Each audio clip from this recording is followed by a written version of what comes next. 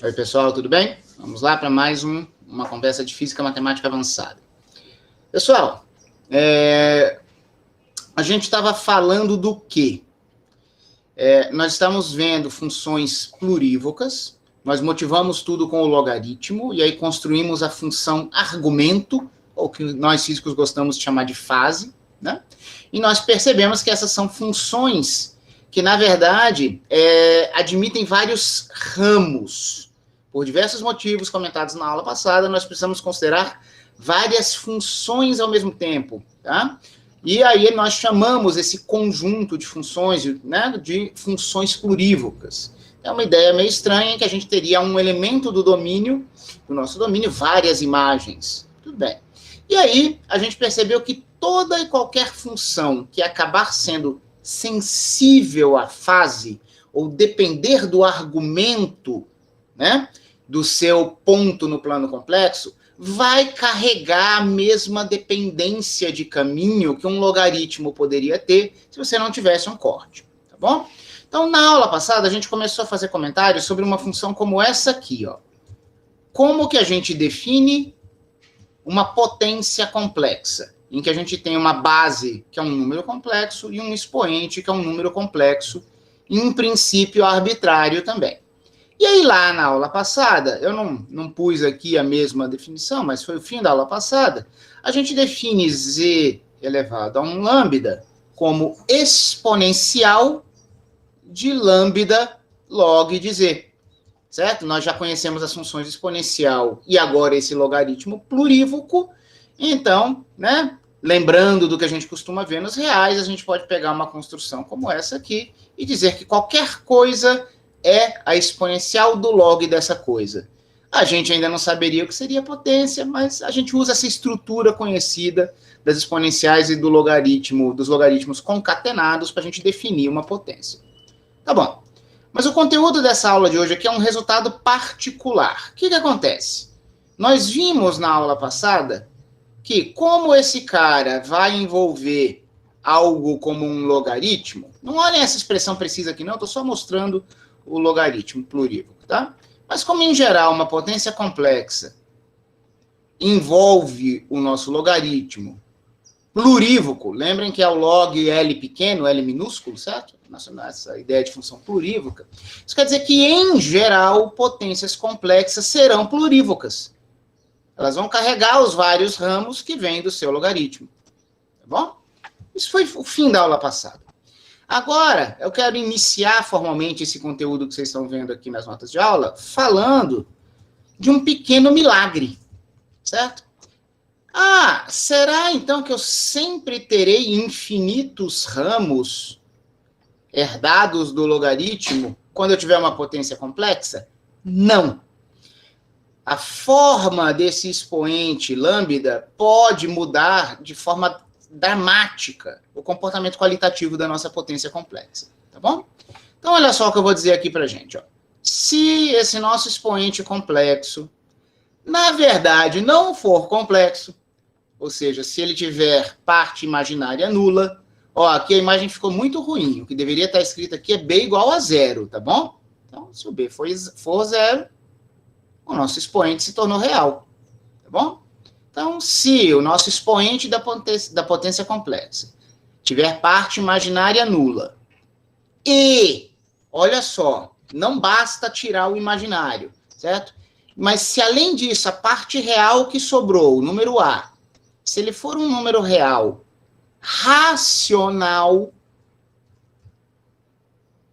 já vamos voltar a lembrar o que é isso aqui, mas aí eu comento aqui, ocorre um pequeno milagre. O número de ramos torna-se finito. Aquelas funções, aqueles infinitos ramos do logaritmo, que eram sucessivamente distintos um do outro, passa a ter um tipo de periodicidade. As funções começam a se repetir. E isso se deve à periodicidade da exponencial complexa, tá? Aqui note, você só vai ter periodicidade também se você conseguir travar na frequência certa, grosso modo. Não tem frequência, não tem dinâmica física aqui. Mas a ideia da racionalidade, do aspecto racional da parte real do nosso expoente, tem a ver com um travamento de frequência numa metáfora. Vejamos. Pessoal, um número racional, a gente sabe que ele pode ser expresso como quociente de 2 inteiros, certo? Vamos imaginar que eles estejam na forma irredutível, né? 2/4 é redutível para 1/2, e aí 1/2 é irredutível, né, pessoal? É isso que a gente chama de irredutível em matemática, né? Agora, o fato é, os nossos números racionais, eles têm uma pequena diferença de comportamento. A gente pode deixar qualquer sinal no numerador. Então, o nosso numerador aqui, na verdade, ele vai ser qualquer inteiro. Pode ser positivo, pode ser negativo, pode ser zero. Zero não deixa de ser um racional. E a gente convenciona que o nosso denominador, nessa forma irredutível de um número racional, sempre será um número natural. Pessoal, naturais para mim exclui o zero, tá bom? Isso aqui é só 1, 2, 3, é um inteiro positivo. Tá bom? É uma contagem, é um contador esse cara aqui embaixo. Qualquer sinal a gente joga no P, beleza? Então vamos ver se realmente faz sentido essa minha afirmação, que pode ocorrer um pequeno milagre e nós deixarmos de ter infinitos ramos e passarmos a ter finitos ramos. Vejamos. E aí vocês vão ver que é necessário isso aqui que eu falei. Eu preciso que o expoente seja real, a parte imaginária terá que se anular, e além disso a gente vai ter que exigir algo dessa parte real. Vejamos.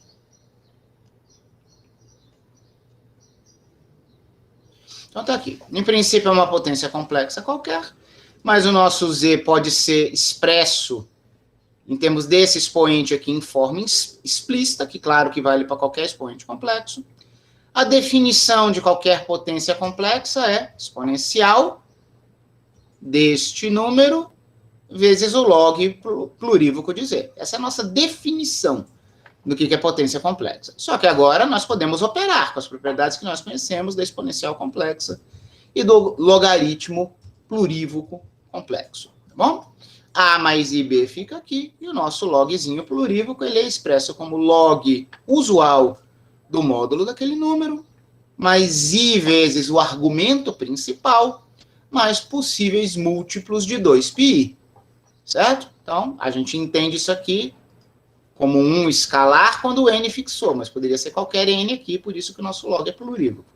Tudo bem, qualquer que seja um n fixado aqui, inteiro, façamos as contas.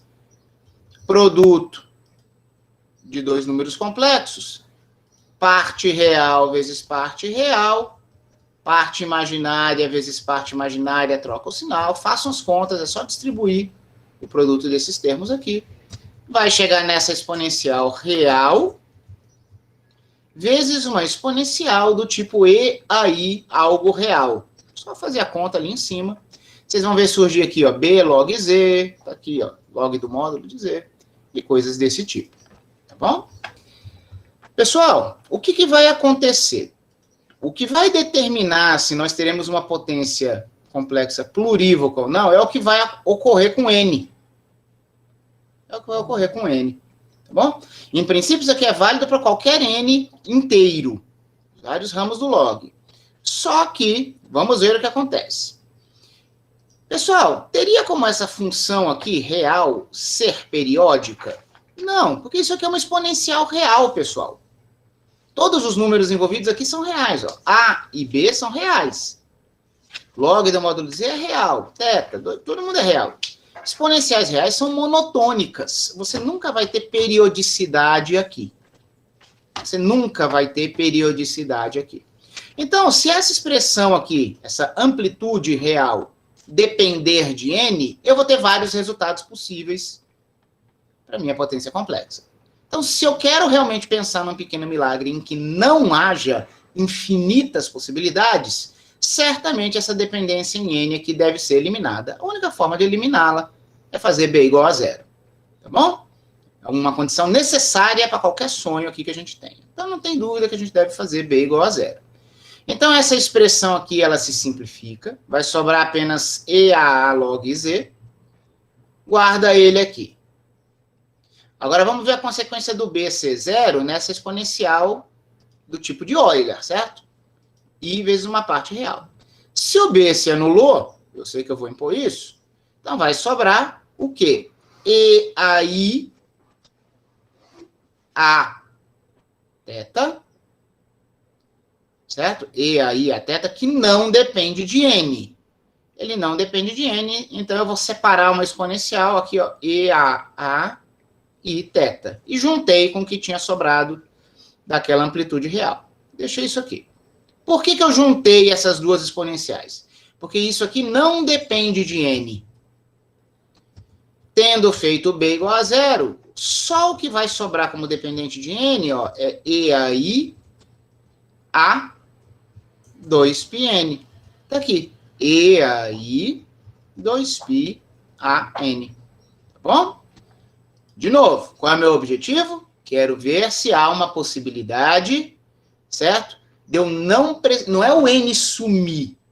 Eu não quero necessariamente ter uma função unívoca. O que eu quero pensar aqui é na possibilidade de eu não precisar de infinitos ramos.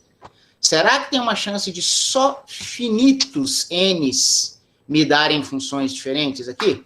Em princípio, a gente está partindo do infinito. O log trouxe infinitos ramos. Então, olha só, a dependência em n ficou aqui. Só que agora, essa função é periódica. Ou pode ser periódica. Porque é uma exponencial complexa, certo? E, na verdade, é um resultado conhecidíssimo que se nós tivermos EAI e tivermos um múltiplo inteiro de 2π, isso aqui vale 1. Tudo bem? Agora, quem diz que isso aqui é inteiro? É esse cara que nós temos que analisar. Notem que o nosso n certamente é inteiro, porque ele vinha aqui dos ramos do log. Agora, o a, em princípio, ele é arbitrário. Pessoal, se o nosso a for um número irracional, que não pode ser expresso como uma fração irredutível, pessoal, irracional vezes inteiro dá irracional. Se fosse um irracional vezes 2π, é como se eu nunca travasse o período do jeito certo. Quero dar uma volta completa? Não, mas eu vou cair num irracional, não é uma volta completa perfeita.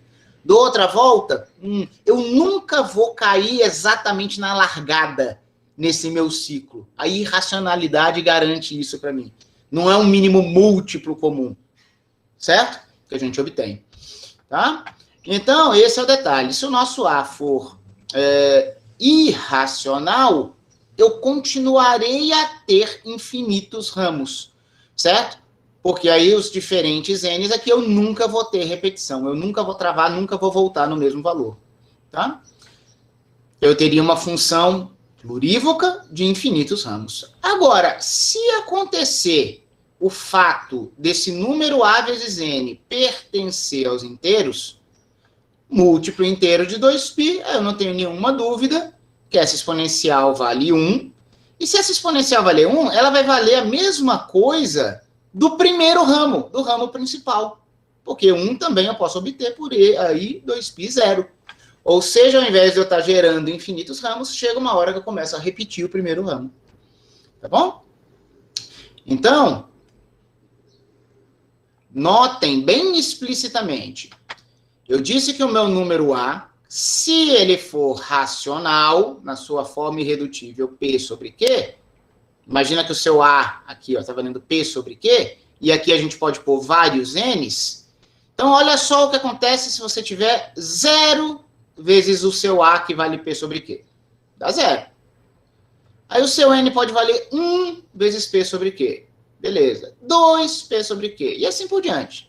Eu posso chegar em Q menos 1, é um possível ramo lá do log, que veio lá do log, vezes P sobre Q.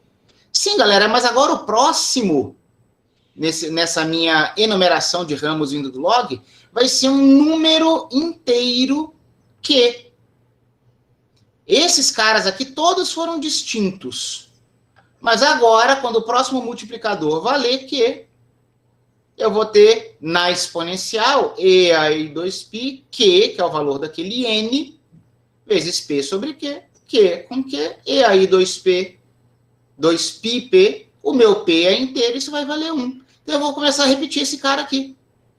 Então, quem governa essa periodicidade é o denominador, que, caso a minha parte real, ó, o meu A é P sobre Q, certo? Caso a minha parte real seja racional. O P é irrelevante. O Q manda. O denominador. Deixa eu voltar para cá. Desculpem os vai e vens. Tá bom? Então, esse é um resultado interessante aqui, qualitativamente, para a gente organizar o nosso raciocínio. Se nós tivermos uma potência complexa, em que o expoente seja real puro, com essa parte real, né, racional, eu ainda terei uma função plurívoca, mas eu terei finitos ramos. Quantos ramos? Depende do denominador, da forma irredutível daquele número A, desse meu expoente real. Certo? Vamos tentar dar exemplos mais concretos do que acontece aqui. Olha só. Imagine originalmente a função f de z igual a z quadrado. Essa função é analítica. Mais do que analítica, ela é inteira. Ela não tem singularidade nenhuma. Aí, digamos que a gente queira buscar a inversa dela. Vocês devem se lembrar que numa aula passada, eu disse que não faz sentido a gente procurar uma inversa dela sem restrição de domínio. Porque esse fator quadrado dobra o ângulo. Então, se você tiver pontos no primeiro e no segundo quadrante, eles são mapeados em todo o plano complexo da imagem. Então, se eu pegasse a função z quadrado em todo o C, ela não seria injetora. Eu sempre teria dois pontos que mapeados dariam a mesma imagem. Tá bom? Mas eu tinha comentado naquela ocasião que a gente pode restringir domínio. Então, no caso, a gente pode achar duas possíveis inversas de f de z igual a z quadrado, desde que nós façamos duas diferentes restrições de domínio. As construções mais naturais seriam imaginar a f restrita ao semiplano complexo superior. Tudo isso será mapeado em um plano complexo inteiro. Ou só o semiplano complexo inferior. Com a duplicação de ângulo, todos os pontos do terceiro e do quarto quadrante no domínio, por essa função z quadrado, são mapeados em todo o plano complexo. Então, façamos restrições, ou semiplano superior ou inferior, nós teremos duas inversas. E aí, pessoal, vai aparecer uma função plurívoca, que a gente poderia escrever genericamente como g de z igual a z a 1/2. Tá bom? Essa função é uma potência complexa. Então, a definição dela envolverá logaritmo. Em princípio, poderíamos ter infinitos ramos dessa função.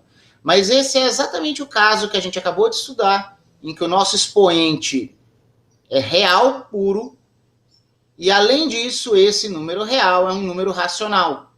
Então, nós teremos apenas uma quantidade finita de ramos. Eu acabei de dizer para vocês que quem controla a quantidade de ramos é o denominador da expressão irredutível desse expoente que agora é real e racional. Então, nós teremos dois ramos aqui.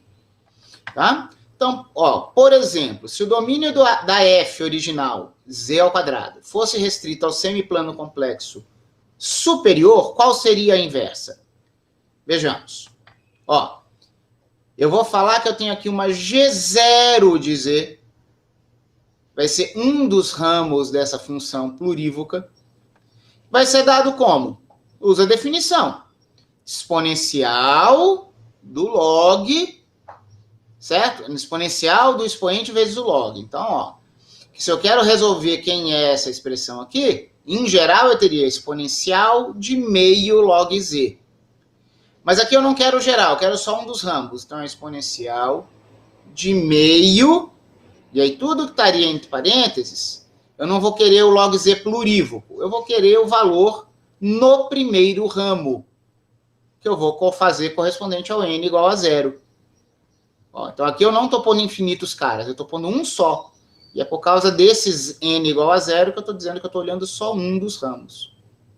Então está aqui, exponencial do meio, não o log z plurívoco, mas sim o seu ramo principal do logaritmo. Ramo principal do logaritmo é o log real do seu módulo, mais i argumento principal e mais nada. Mas eu escrevi esse mais 0 aqui para indicar explicitamente que eu estou pegando o ramo principal. Só que, ó, pessoal, é meio que um trabalho de desconstrução, né? Tá, mas exponencial de meio de um log de z real, Isso aqui é... Peraí, agora, se isso é real, deixa eu jogar esse meio como expoente aqui. Exponencial do log, módulo de z a meio, é módulo de z a meio. E exponencial de meio de θ é exponencial de meio de θ. Ah, tá bom. Mas isso aqui não é simplesmente eu tomar a raiz, pura e simplesmente, do número? É. Pessoal, ó, tem uma notação aqui que nem sempre é dita, tá? Isso não é oficial, mas muitos textos, quando escrevem isso aqui, estão pensando na função plurívoca, z a meio. E esses mesmos livros, quando escrevem explicitamente mais raiz de z, quer dizer que eles estão pensando só no ramo principal dessa função plurívoca, tá bom? Você vai dizer, ah, mas é a mesma coisa. É, não é. Esse aqui você está pensando só em um dos ramos, tá bom? Vamos ver o outro ramo para ver se isso fica mais claro. Quem seria a inversa de z quadrado se a gente restringir a z quadrado como tendo domínio o terceiro e o quarto quadrantes do plano complexo? Qual seria a inversa lá? Então lá, para esse semiplano inferior, eu estou afirmando para vocês que o que vai ser conveniente vai ser o outro ramo. Vou chamar esse outro ramo de G1 de Z. É um ramo específico, porque ele é exponencial do meio, não o log de Z plurívoco, mas o segundo ramo. O segundo ramo é isso aqui, mais isso aqui, como igualzinho lá, só que agora, ó, n igual a 1. N igual a 1. Por isso que é o G1. Tá bom? Esse começo aqui é a mesma coisa que a gente tinha antes, ó. Então, ele é módulo de z elevado a meio, e aí, θ sobre 2, que foi o que nós tínhamos chamado, aqui, ó, isso aqui, é o que nós tínhamos chamado de raiz de z. Só que, como agora a gente está no outro ramo, sobrou um fator E a πi, que vale menos 1. Pessoal, E a πi é igual a menos 1. Então, se o produto desses primeiros caras era o meu ramo principal, que eu chamei de raiz de z, eu tenho que dizer que esse cara aqui é menos raiz de z. Essa é a famosa história para a gente dizer que tanto raiz de x quanto menos raiz de x seriam possíveis inversas de f de x igual a x quadrado no caso real.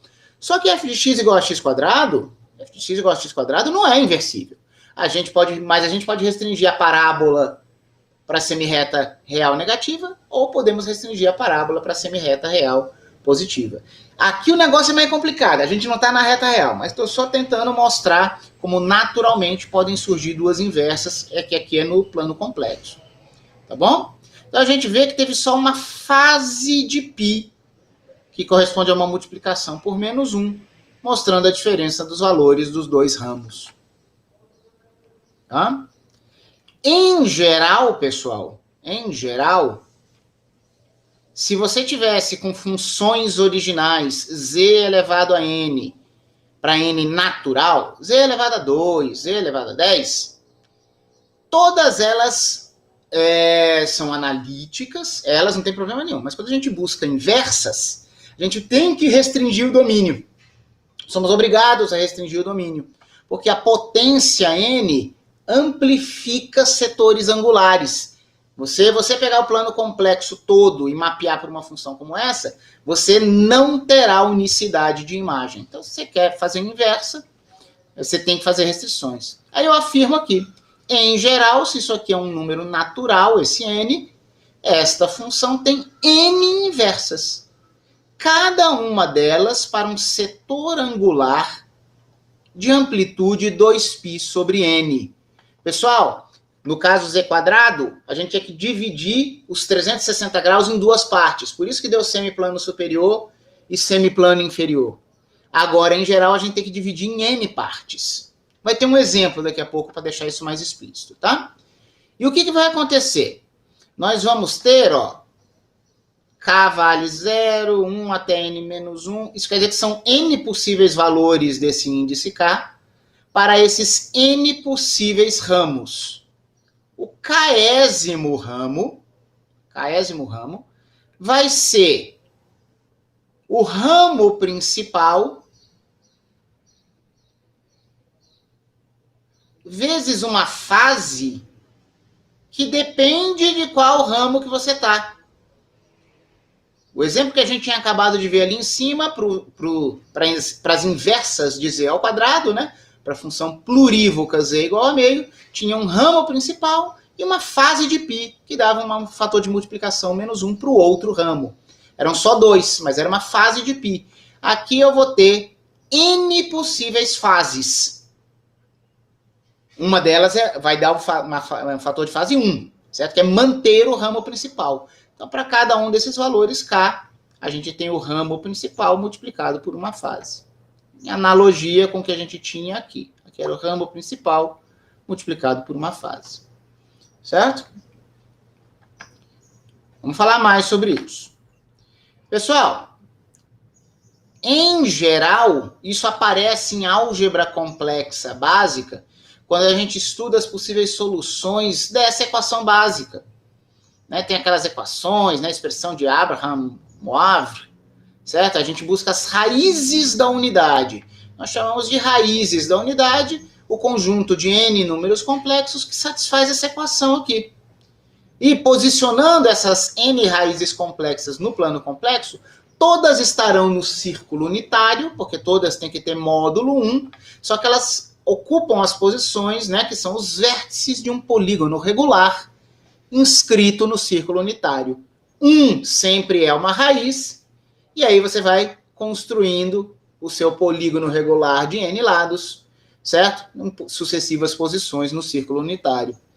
Se a gente chama cada andada de fase 2π sobre n de ômega, na verdade, a gente sempre pode dizer que essas raízes da unidade, que são as n soluções dessa equação, podem ser expressas como 1 ômega ao quadrado, até ômega elevado a n menos 1. Pessoal, é o deslocamento angular no círculo unitário para você ir pulando para aqueles vértices daquele polígono regular, que eu imagino que vocês conheçam. Eu estou falando aqui, imaginando que vocês sempre souberam, em outros cursos, achar as raízes dessa equação aqui. Tudo bem? E lembram que elas formam realmente, né, ocupam as posições, que são os vértices de um polígono regular. Se você vai de um vértice de um polígono regular para outro, você sempre tem o mesmo deslocamento angular. E esses deslocamentos angulares, no final das contas, para você fechar o seu polígono, tem que dar 2π. Então, você está andando em passos de 2π sobre n em 2π sobre n, angularmente. Em termos de multiplicação por complexo, são exponenciais de i vezes esse espaçamento angular básico. Tudo bem? Então, as raízes da unidade são os fatores de fase quando a gente está realmente tentando achar z. Eu não escrevi aqui a g de z plurívoca, né? Mas seria z elevado a 1 sobre n. Seria a plurívoca que tem esses ramos aqui. Bom? Vamos ver. Mais um exemplo aqui. Desculpem se eu sou repetitivo, mas a experiência mostra que isso pode ser complicado. Vamos só fazer mais um desenho. Se eu tiver f de z igual a z ao cubo, para eu invertê-la, eu devo restringi-la. Ela pode ser restringida, pessoal, a quaisquer 3 setores angulares, mas é convencional a gente escolher 3 setores angulares, como na figura abaixo. Esquece o que está escrito aqui por enquanto, vamos olhar para a figura. Ó, eu pus aqui pontinhos em verde para representar aqui uma primeira parte do domínio de z ao cubo. Ó, essa função aqui não tem singularidade nenhuma, tá? Mas eu vou buscar inversas dela. Então, se eu pegar essa função e restringi-la a esse setor angular aqui, ó, de amplitude 120 graus, 2π sobre 3. Todos esses pontos aqui em verde, na imagem, no plano complexo imagem, pela aplicação f de z igual a z ao cubo, eles ocupariam o plano complexo inteiro. Tudo bem? Então, é uma restrição aqui em que eu posso inverter, porque se eu ficar restrito aqui, eu tenho uma bijeção. E a inversa pertinente aqui vai ser o que eu vou chamar de raiz cúbica de z. É uma função unívoca, certo? Que é o meu ramo principal. Agora, se eu tivesse restrito a minha f de z igual a z ao cubo a esse segundo setor angular aqui, desses pontos rosa ou vermelho, a cor não está muito boa, mas de mesma amplitude angular, 2π sobre 3, 120 graus. Esses pontos aqui também são mapeados para encher todo o plano complexo na imagem. Então eu posso fazer uma inversão ali também. A inversa pertinente será G1 de z, dada pelo valor único, né, raiz cúbico de z do ramo principal. Pessoal, como é que eu calculo isso? Eu tenho que pegar, né, log do módulo de z mais i argumento principal. E aí não tem n2πi. É isso que eu estou chamando de raiz cúbica de z. É o ramo principal quando n é zero.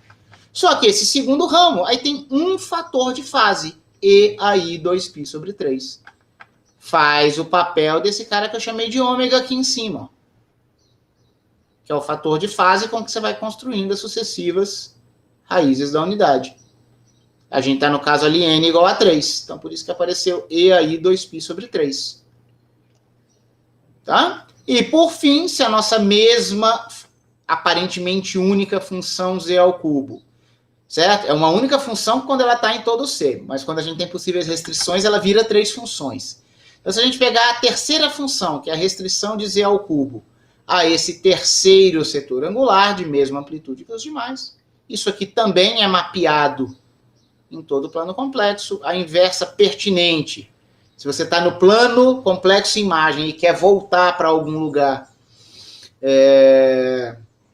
do plano complexo do domínio, aí na verdade a inversa que você tem que usar é essa G2 de Z, que é o valor que você teria dado pelo ramo principal, vezes 2 fatores de fase. Por isso que tem esse 2 aqui. Faz o papel do ômega ao quadrado naquela fase multiplicativa que eu pus antes. Tá bom? Então aqui eu comento isso, né? Já expliquei esses outros comentários, mas vocês estão vendo uma construção explícita de quem são esses ramos.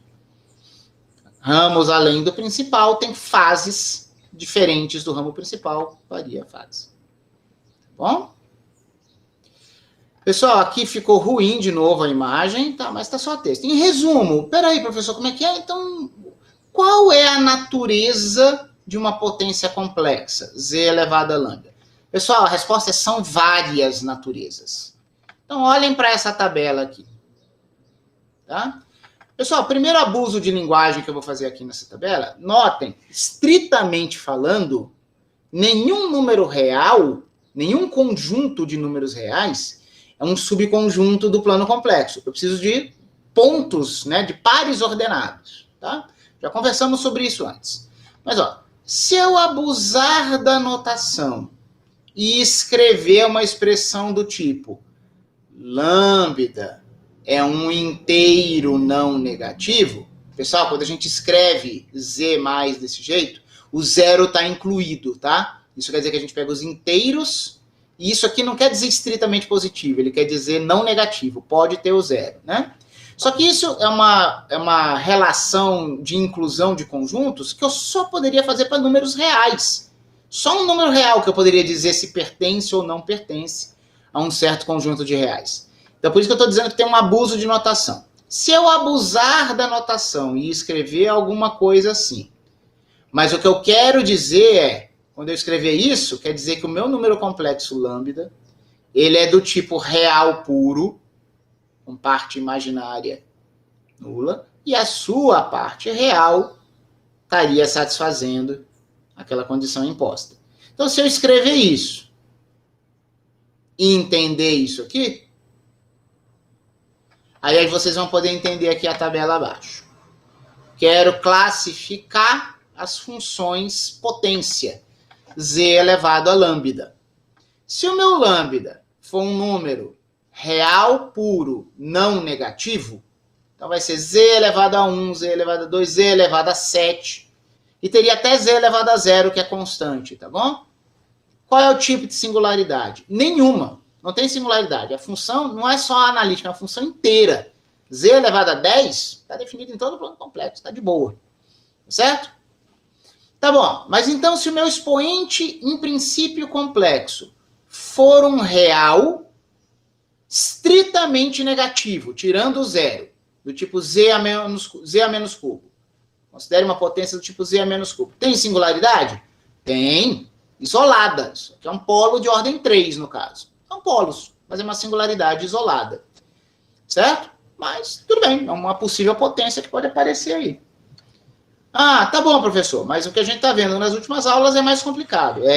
Sabe, o que a gente está vendo é o caso em que você poderia ter um expoente, por exemplo, que é real, parte imaginária é nula, mas ele não é inteiro. Se ele for um número racional, do tipo P sobre Q, mas eu excluo P sobre Q que dê um inteiro, porque os inteiros são esses dois casos que a gente viu aqui em cima, então é um número racional, mas não inteiro. Por exemplo, z a menos 5 nonos, a nossa singularidade será um ponto de ramificação. Nós teremos funções plurívocas, mas nesse caso de expoente racional, nós vamos ter finitos ramos, como a gente acabou de tentar descrever para vocês aqui. Tá bom? Todos os outros casos, quando o nosso expoente da potência complexa for real, porém irracional, ou todos os casos em que esse expoente complexo tiver parte imaginária não nula, todos esses outros casos, a nossa potência complexa vai ter infinitos ramos. Tá bom? Então, esse aqui é um subcaso em que você está na reta real, um certo subconjunto da reta real do plano complexo. Aqui é um outro subconjunto da reta real. Aqui é um outro subconjunto da reta real. Aqui tem caras da reta real e todos os caras com parte imaginária não nula. E aí, em geral, a gente vai ter infinitos ramos. Então, tem vários tipos de singularidade das nossas potências complexas. É importante ter isso claro, que a gente pode ter algo muito complicado ou algo muito simples, dependendo do expoente da potência. Tá bom? Pessoal, falou em plurívoca, falou em ramos, sejam finitos ou infinitos, estamos falando de uma singularidade não isolada, que é a origem, ela é um ponto de ramificação, e a gente pensa conceitualmente que dela emana algum corte, em alguma direção. Tudo bem?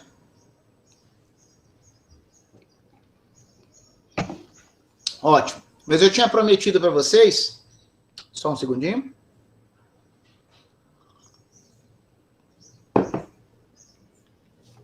Eu tinha prometido para vocês que hoje a gente falaria sobre as chamadas superfícies de rima. E nós vamos falar o que cabe num curso como esse aqui, tá? Vamos ver o que vai acontecer. Tem muito texto nessas duas próximas páginas, tá bom? Eu vou só, nem tentem ler aqui diretamente, porque vai ficar confuso para vocês. Eu vou só apontar aqui as passagens principais.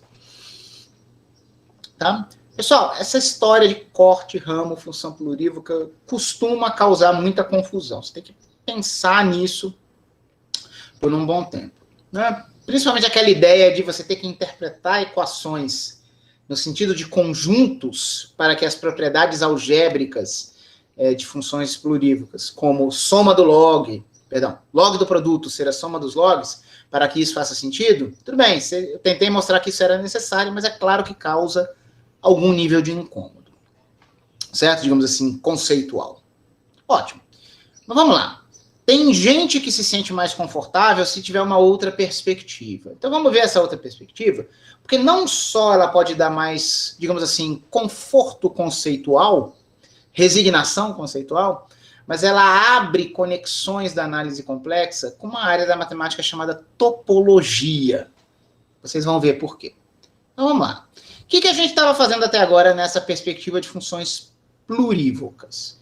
Nós estávamos estudando simultaneamente múltiplas funções, os múltiplos ramos, todas num mesmo domínio. Certo? Todas as funções inversas lá que você queria imaginar, eram todas para você voltar de um plano complexo, com exceção da origem, para algum setor angular, por exemplo. Tá bom? Mas todos os ramos pegavam aquele todo só perfuradinho ali na origem para voltar para algum setor angular. Tá? Então, mas todas tinham o mesmo domínio. Então, estávamos vendo múltiplas funções ou ramos em um mesmo domínio, que era o plano complexo perfurado. Tá bom? Muito bem. Eu comentei aqui por escrito que a gente pode trocar um incômodo por outro. Se esse aspecto multivalorado, que não é função, causa estranhamento, podemos ter um outro incômodo.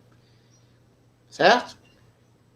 Nós vamos agora migrar para uma perspectiva em que nós vamos mostrar que, conceitualmente, é possível a gente pensar em uma única função, e não várias. Só que a gente tem que abrir mão do domínio original, que era o plano complexo perfurado. Então, antes eram múltiplas funções em um mesmo domínio familiar, relativamente trivial para a gente. Agora, se nós formos inventivos, a gente consegue inventar um domínio generalizado, estendido, e aí a gente tem uma única função para ser considerada, que ela vai ser dada por partes pelas leis que estão em cada ramo, mas conceitualmente ela se torna uma única função. Então, a perspectiva agora é pensar em uma única função em um domínio estendido. Tá? Pessoal, eu vou falar um pouco e depois eu vou mostrar a figura. Não tem palavras que sejam melhores do que uma figura nesse caso, tá bom? Mas mesmo assim eu vou falar um pouquinho antes, tá? Pessoal, eu vou chamar de uma superfície de Riemann, uma construção mental, que é uma coleção de cópias do plano complexo. Eu vou imaginar que eu tenho um monte de cópias do plano complexo. Eu vou imaginar essas cópias como se fossem folhas de papel. E eu tenho várias delas. Se na minha interpretação plurívoca eu tinha uma função plurívoca de infinitos ramos, eu vou imaginar que eu tenho infinitos planos complexos. Se for algo simples como z², que tem só 2 ramos, eu vou imaginar que eu tenho 2 cópias do plano complexo. Essa minha coleção pode ser finita ou infinita, dependendo do que eu enxergava no caso plurívoco, tá bom? Mas uma superfície de Riemann é uma coleção de cópias do plano complexo. Pessoal, e essas cópias, elas vão ser cortadas. Imagina que você pôs uma folha de papel uma sobre outra, elas estão ajustadinhas com as suas bordas, e você vem com uma tesoura e faz um único corte até um certo ponto dentro do papel, cortando as duas folhas ao mesmo tempo. Cortando as duas folhas ao mesmo tempo. Tá? Então eu digo aqui, ó. Todas essas cópias do plano complexo são rasgadas todas no mesmo corte. Foi isso que eu quis dizer aqui agora, tá bom? E nessa nossa construção mental, depois da gente ter cortado, a gente quer colar de novo. Só que eu não vou colar de novo, passar um durex, para juntar as duas arestas cortadas de uma mesma folha. Porque se eu fizesse isso, elas iam continuar separadas. Não, eu quero inventar uma brincadeira para eu juntar as folhas. Então, cada folha, quando é rasgada, dá origem a 2 arestas no corte da tesoura. Se eu colasse de novo essas mesmas arestas, eu recomponho cada folha e eu voltaria a ter 2 folhas separadas. Não, não é isso que eu quero.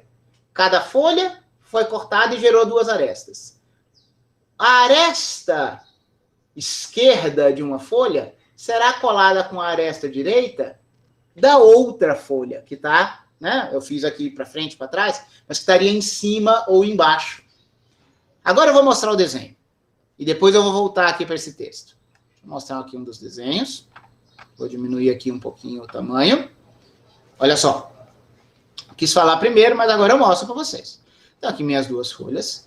Mentalmente eu imagino que eu fiz um corte até o mesmo ponto delas, certo? E cortei. Mas eu quero colar de novo, eu quero obter um conjunto de pontos especial que vai ser meu novo domínio. Então agora olha só o que vai acontecer. Ó, eu vou chamar aqui de aresta para baixo o que surgiria se eu separasse aqui essas 2 abinhas separadas pelo corte. A aresta que é de baixo e a aresta de cima. E aí a outra folha tem a mesma coisa, ela vai ter uma aresta de baixo e uma aresta de cima. Vou aproximá-las e vou colá-las assim, ó. A aresta de baixo, da folha de baixo, será colada com a aresta de cima da folha de cima. Então, olha aqui, ó. É assim. Pessoal, essa elevação aqui ela não é importante, eu não preciso torcer as folhas. Isso aqui é só uma representação gráfica, mas não tem nenhuma relevância eu dobrar, eu não quero dobrar as folhas, eu tenho dois planos complexos, tá? Mas a ideia é, eu vou falar de caminho. Estão vendo aqui a ponta do mouse? Imagina que você está aqui, nessa região, e você começa a querer dar uma volta ao redor da origem. Aí eu vou dando a volta. Eu estou na ideia de querer dar um loop completo. Pessoal, se vocês estão visualizando esse pontinho que saiu daqui para cá, a hora que ele tenta entrar aqui nesse corte, ele não continuará na mesma folha. Ele vai pular lá para baixo. Então, de novo, qual é o movimento?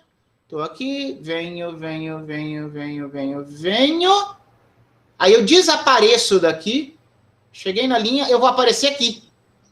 E aqui vai ocorrer a mesma coisa. Agora eu continuo tentando dar uma volta na origem. Quando eu chego aqui, eu não sairei aqui. Eu sairei aqui. É fácil ver isso aqui. Então, essa digamos assim, deformação elástica da folha é só para sugerir mentalmente a ideia desse caminho. Essas folhas de Riemann, folha de Riemann é o nome que a gente dá para cada uma dessas cópias do plano complexo, elas só são representadas dessa forma distorcida só para dar a ideia de caminho. Então, agora com essa representação tridimensional aqui, nosso objeto não é tridimensional, mas estamos fazendo uma representação dele imersa no espaço 3D.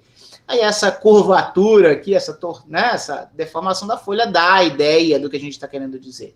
Então, eu venho por aqui. Quando chego naquela posição de corte, eu vou para a folha de cima. Aí eu tento contornar a origem de novo. Venho. Quando eu estou aqui, eu vou para baixo. Então, muita gente fala da imagem de uma subida em espiral entre os diferentes pavimentos de um prédio-garagem, tá? Mas é uma metáfora útil, mas limitada, né? Porque não tem como você continuar a fazer esse movimento espiral em torno da coluna central do prédio-garagem e, de repente, ir para o andar de baixo. Você sempre estaria subindo, certo? Ou sempre descendo, dependendo da orientação da sua curva. Aqui a gente está imaginando uma possibilidade em que você consegue tentar caminhar em espiral e subir, e você continua, digamos assim, circulando do mesmo jeito e, de repente, você vai descer. Esse objeto geométrico em que você faz esse tipo de caminho, é uma superfície de Riemann para a função plurívoca, mas de apenas 2 ramos, raiz quadrado, z igual a meio. Z igual a meio tem 2 ramos, que eu representei ali como ramo principal, que eu chamei de raiz de z, e a outra que eu chamei de menos raiz de z, certo? Pessoal, qual que é a ideia? Na verdade, você tem uma única função. O domínio é isso aqui tudo. É uma única função e um único domínio. Você não tem 2 funções, cada uma delas em uma cópia do plano complexo perfurado. Você tem um único domínio. Mas simplesmente você vai dizer, quando eu estou numa parte do domínio, vale uma lei. Quando eu estou em outra parte do domínio, vale outra lei. Uma metáfora, uma outra metáfora imperfeita é quando a gente tem uma função real dada por várias sentenças, né? Nesse trechinho da reta real vale uma sentença da função. Depois vale outra sentença. Depois vale outra.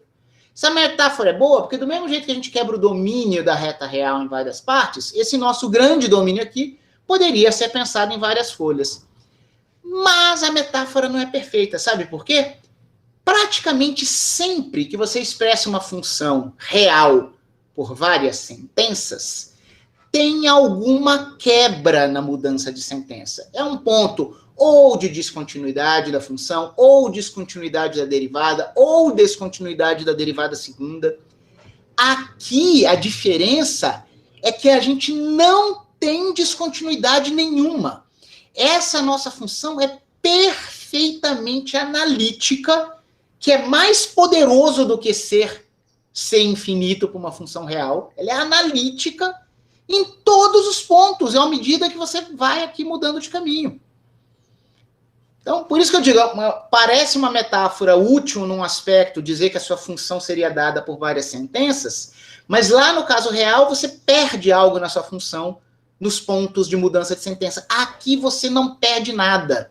É muito mais abstrato, mas a tua função analítica, Z a meio, definida nessa superfície de Riemann, ela só tem uma singularidade verdadeira na origem. A origem, lá eu não faço nada. Lá a fase não é bem definida, fase não é definida para a origem, na representação polar. Ela é a única e verdadeira singularidade, que é um ponto de ramificação. Agora, notem, pessoal, que a própria ideia de corte é arbitrário. Porque eu fiz esse corte aqui, mas eu podia ter feito aqui, podia ter feito aqui. Depois que eu grudei, eu nem vejo o corte. Imagina que você tem uma cola perfeita que não deixa cicatriz. Eu nem vejo mais onde seria corte. Então, essa função analítica definida na função de Riemann, ela é analítica, bem definida em todos os lugares, sem nenhum salto em nada, certo? Realmente é só na origem que ela é problemática. Essa aqui é a construção de uma função como o logaritmo e o argumento. Ao invés de ter apenas duas folhas, nós teríamos infinitas folhas. Infinito para cima e infinito para baixo. Qualquer índice inteiro distingue aqui os nossos ramos. E depois que você colou, é que tem uma certa representação tridimensional. Eu peguei essas duas imagens do livro do Apple, tem em vários outros livros representações como essas, tá bom? Tá? Então essa é a ideia. A gente aprendeu a calcular alguma coisa a mais? Não. Mas você consegue não ter que pensar em função plurívoca em conjuntos, se pelo menos mentalmente você perceber que você pode ter uma função num domínio estendido. Eu sei que o nosso tempo está esgotado, deixa eu só voltar aqui para ver se eu esqueci de fazer alguma observação, porque tinha muito texto aqui. Deixa eu ver. Não, aí, a gente chama esse objeto já colado de superfície de Riemann. A gente fala em folhas de Riemann como sendo essas cópias do plano complexo, só que depois que você colou, você nem lembra mais onde era o ponto de corte, entende? Identificar folhas de Riemann é algo arbitrário, tá bom? E tudo bem? É isso. Tudo bem, era isso que eu tinha para falar nesse momento. Agora, a nossa próxima aula, pessoal, ela vai mergulhar nela, nós vamos mergulhar nessas construções aqui num sentido um pouco mais geral. Notem que essa construção aqui é uma construção muito mais, que a gente chama de topológica, do que geométrica. Porque, notem, eu não precisei falar de verdade. Notem, eu não deformo de verdade as minhas folhas aqui, tá? Na verdade, é como se o meu conjunto fossem infinitos planos e cada um deles é infinito. Tipo, o que eu quero dizer é que se a gente imaginar que esse objeto é de borracha, não tem problema. Distâncias não são importantes. Por isso que não é tanto um problema de geometria, e mais sim um problema de topologia. O que nós temos que ver é onde realmente a gente tem singularidades e a gente vai fazer mais construções geométricas além da noção de superfície de Riemann. Nós vamos construir a ideia de ponto no infinito e de esfera de Riemann, para a gente tentar posicionar as nossas singularidades, tá bom? A gente vai ver isso na nossa próxima aula. Era o que eu tinha para falar para vocês hoje. Esperem apenas o fim da gravação para a gente fazer mais perguntas.